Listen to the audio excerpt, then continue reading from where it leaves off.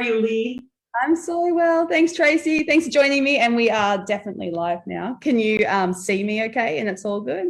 I can see you perfectly and hear you. Yes, it's great to see you down in Australia, and I'm from Denver. Here I am in Denver, Colorado. Funny, Tracy, every time I hear anything by John Denver, I always just think of you, like, and I always wonder, like, do you listen to his music and just enjoy it? I don't know. It's so weird. It just makes me think of you every time. That's good. That's good. Well, my very darling good friend Genevieve Jareb, who is living in Australia, and we would love to ride together in her convertible and sing John Denver to the top of our lungs together and laugh and feel the joy. So I love that you think of John Denver, because it makes me think of Jen. So it's all good, full circle. It's a big energetic thing, maybe. That's absolutely right. So welcome to everybody to today's little interview with Tracy Stackhouse. She is an incredible OT and speaker and educator internationally. I met Tracy. I said Jen then because you've got Jen in my head. I met Tracy at Camp Jabiru back in 2015. I actually had to look back through my emails and work out when that was, and thought of Tracy for the clinical reasoning discussion because whilst on Camp Jabiru, you were going through with us at the time the STEP SI, which you've now evolved or extended into the spirit model. So thank you so much for coming on. Just an all-around wonderful human being. So I'm grateful you're here today. Well, thanks, Lee. It's so great to be here with you. I feel the same, and we've shared a warm connection for a number of years. So thanks for having me. So I'll dive right in and just start talking to you about the clinical reasoning side. And like I said, I did meet you at Camp Jabiru, and I attended as a practicum. And something that just stuck with me that you said, it probably wasn't even like a big piece of the conversation, but it just held with me, was around your passion and your intention for us as therapists to have such strong clinical reasoning, not only to obviously get results with our clients and steer the course of our treatment, but for the integrity of our profession and to, if we want to sort of stand on that stage alongside other professionals, to maintain that. So fast forward 6 years, I just wondered what your perspective is on that now, and would you add to that and how you'd share on that? Oh, I love that. I love that question. I'm glad that stuck with you, Lee, because I think that in our profession, people can tend to become a little bit overwhelmed on occasion, because in pediatric occupational therapy, there's just so much to know. And then what can happen is that therapists can learn a lot of strategies and techniques and how to integrate this reflex or use that swing or do that thing. But what happens is that they go to have a professional conversation with a physician or a psychologist or the educator. And the most common thing I hear from therapists is that they struggle to be able to explain what it is that they're doing. And what I know that translates to is that it also means that in a session that they may be having a hard time explaining it to themselves. And ultimately what that means is that they're not always showing up with clarity, with a clear intention.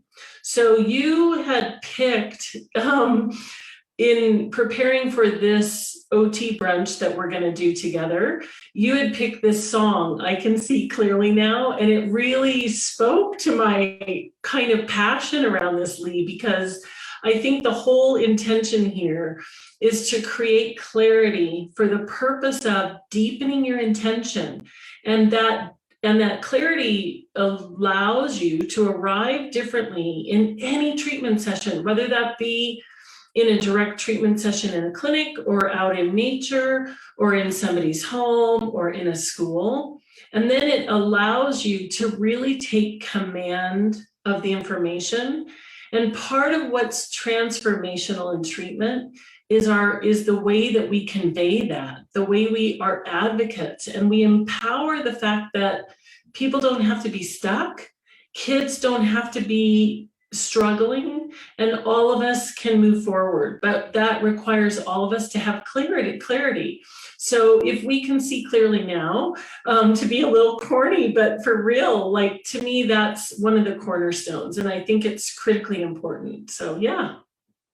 That's it's so funny you actually answered like that, because one of the questions, I'm just going to skip to it because I can, but and it's on track, but is exactly what you said, in professional discussions with myself, but also particularly with the OT brunch now, because I'm obviously meeting and interacting with so many therapists. But something that comes up even throughout the brunch conversations is this feeling of obviously wanting to do better and be better all the time. So we go to courses or do courses now online, get ideas from other people, but then still not knowing the when and the why. So even though the toolkit expands and we've got all of these approaches, it can actually be overwhelming when we don't have that no. So I guess my question at that moment in number 3 was to ask you what your advice would be when we have that experience of overwhelm, and you know, and that need, and I think it almost makes you just want to keep doing course after course after course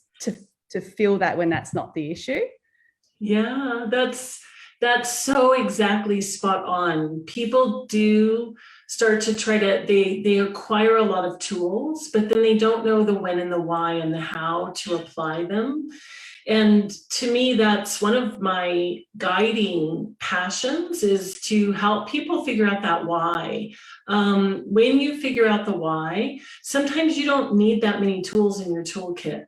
And so all the tool teachers out there, I'm not trying to criticize that we don't need certain tools, but the truth is that the brain has a certain plasticity, and the plasticity of the nervous system, Dr. Ayers, in her theory of sensory integration, she got it exactly right. And how she got it right is that the adaptive response to the just right challenge, that's an Ayers methodology, and that's how you facilitate neuroplasticity. That's how you facilitate adaptive change in the nervous system.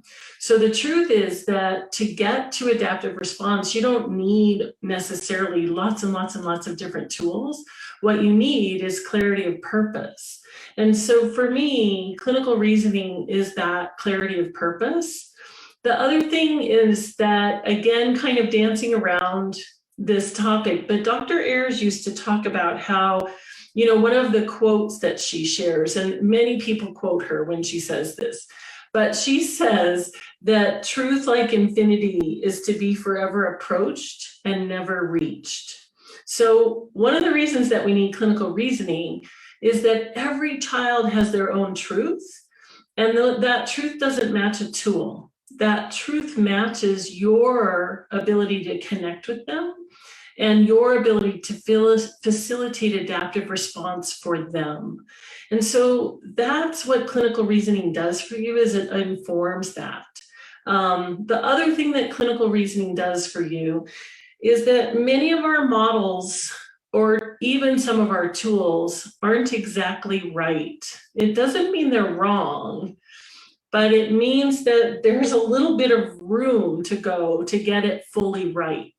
And the way that we get it fully right is not through the tool or through the swing or through the game or through the particular thing we're doing, but it's through the clinical reasoning that we bring to the connection and to the engagement with the child. So for me, that's why clinical reasoning is so powerful. Thank you. I knew I was right to skip to that because I felt like that was a progression there. But the other question, and it kind of also ties in now, is for those who aren't familiar with the spirit model or the STEP SI, obviously it's a whole workshop in itself, but could you just outline, I guess, the essence of it and how it ties in with the clinical reasoning piece? And thank you for the answer, so articulate as always. Oh yeah, absolutely. So the STEP SI is a tool that Julie Wilbarger and Sharon Trinnell and I developed way back in the kind of middle 1990s. And it was the first fidelity to treatment tool that was available for sensory integration. Now, Dr. Ayers obviously wrote the theory of sensory integration, and we didn't do anything with the theory but figure out how to apply it in a broader way that was replicable and that we could achieve fidelity to. So the elements of the STEP SI were really fun to come up with because they were based on our watching each other in treatment, always a brave thing to do and a really great way to advance your own practice. And then what we did was we analyzed, what are we doing and what are master clinicians doing and what are people who seem to really understand this work, how are they approaching the treatment? And so the STEP SI was this analysis of the treatment that produced these elements, STEP, SI, and those stand for sensation, task, environment, predictability, self-regulation, and interaction. But those are the elements that therapists bring to a clinical situation, and they really carefully select which of those elements are going to be engaged in order to produce that adaptive response. The STEP SI model was developed around treating sensory modulation problems. And we know in the sensory domain, from an Ayers perspective, but also based in the neuroscience, that we have sensory modulation problems, but there are other issues as well. And you know, Dr. Ayers all the way along talked about the sensory motor functions, and she also talked about the affective and emotional functions. So what the spirit does is it elaborates the sensory and affective and motor functions in a way that allows you to start to understand them with as much clarity as we can create, given how complicated the brain is. So it's a brain model kind of put from brain onto paper into 2 dimensions, and it takes a little bit of time to learn it, so it can feel a little daunting at first. But I'll tell you, I had this beautiful, beautiful email from a woman just today who took the Spirit course 3 times, and then she said to me, all of a sudden, it was clear. And she's a therapist with more than 25 years of experience, who's been doing this work and trusting it, but also feeling always a little bit off. And all of a sudden it clicked. So for me, that's the best, most incredible experience. And fortunately, I hear that over and over and over again. When therapists decide to commit to deepening their thinking, it pays off. So that's not a short answer, but hopefully a helpful answer. And it's also nice to know that somebody with 20 years experience is also in the same situation, that we all have that longing to, work out how it all fits together and clicks together, and to not just trust the anecdotes or that evidence, but what's really, I guess. So, perfect. Oh, thank you so much, Tracy. I did have one final thing I want to ask. I just wondered if you want to just quickly share a bit about your podcast and just where people might find you, because I've been listening in on my way to work, and just some really cool cases that you guys are covering. And I wondered if you wanted to share that, where you can be found. Thanks so much. Yeah. So the podcast is kind of a co-creation from the Seed group in Orange down in New South Wales. Lots of Australian connections for me. I'm lucky that way. And with our group here in Denver, Developmental FX, which is a nonprofit that I run here in Denver. And so together, the clinicians at Seed, in particular, Corey Johnston and Michelle Maunder, they had been doing supervision and mentoring with me for a number of years. And we always had these great discussions, and they kept saying, this would be a great podcast. And so finally, we just jumped in and decided to create a podcast. So the podcast is called Spirited Conversations Podcast. So that's actually the, URL, spiritedconversationspodcast.com. And the podcast can be found on a number of platforms, and it's free, obviously, to listen to.